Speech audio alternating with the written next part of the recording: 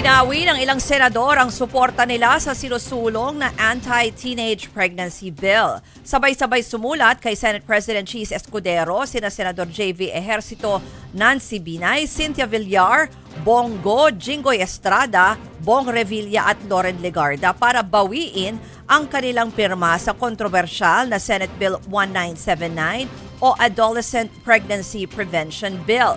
Bagamat naniniwala daw silang kailangang solusyonan ang pagtaas ng bilang ng teenage pregnancy sa bansa, dapat umanong magkaroon muli ng dialogo ang mga stakeholder para tugunan ang mga maling akala tungkol sa panukala. Kasama sa bill ang pagpapatupad ng Comprehensive Sexual Education Program. Naiintindihan naman daw yan ng may akda na si Senator Risa Ontiveros kaya plano niyang maghain ng substitute bill.